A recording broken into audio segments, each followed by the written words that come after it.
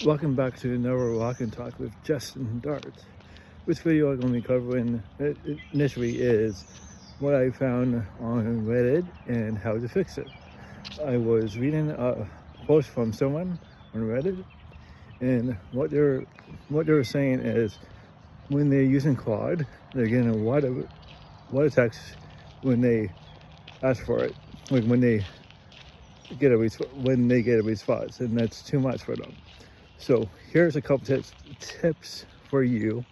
And it doesn't matter what AI system that you use. First, you can say keep it short and to the point, or keep it short or keep it to the point, and that would reduce it to not so lengthy outputs. Also, another way you can do it is ask for 100-word limit or 500-word limit, whatever you think is appropriate for what you're trying to do. Or you can ask it to be like give you a page or half a page or whatever you think it's appropriate. So there are multiple ways that you can steer the model to give you more shorter outputs. Or you can just say keep it short, it'll give you a shorter output from otherwise. So those are just some basic tips for you to be able to serve the AI model to be more precise for you. Or you can use even keep it precise, or any other language that you can come up with.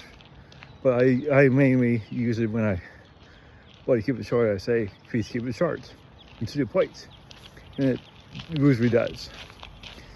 And since we're talking about using different ways of developing AI models, one way you can get better responses is something called tree of thought, which is, think of it like a tree, like a real tree, where the trunk is the main idea, and there's branches coming off the trunk, and there's branches coming off that branch, and those are representative ideas.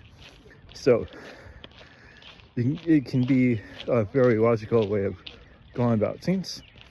And another thing that you can try is something called Red Team, where they'll take a look at what you have done or it's done and be very analytical about it, and it can pick it apart and attack it from different angles, because that's being used in security with software, to my understanding, and it's more designed for attacks on the system. But it could be you can ask it to attack your ideas, or hopefully creative or scenes that you may not have thought of. So give that a try. And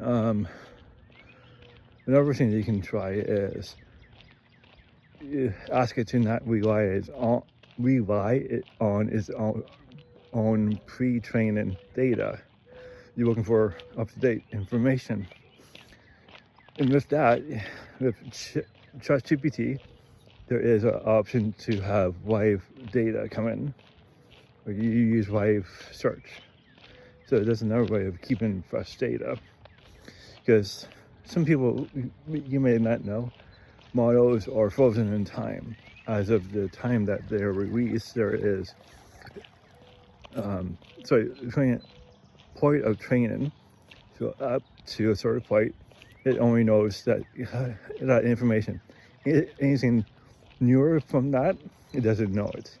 It has to go on the internet to find it, or you have to tell it about it.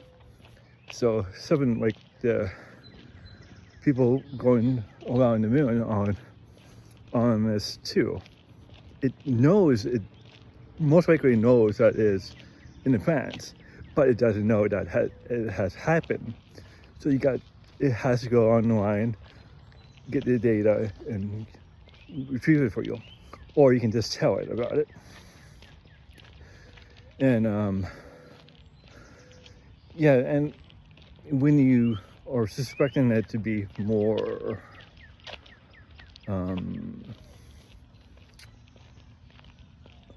playing nice with you, like when I'm giving you responses that you think it thinks it wants you to hear it.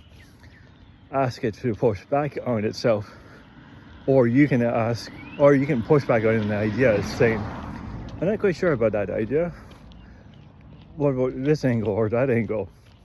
Or anything of that kind of language. But anyway, if you're in Canada and are interested in working with me, the information is in the description below. And also, I'm working on some information packages for you. So if you're interested in that, when they're made, the URL will be in this description as well. So keep an eye out for that, but both offers are only for Canadians. So anyway, if you like this video, hit the like button. If you have any comments or questions, leave them in the comments section. And if you're not following me, hit the follow button and have a good day.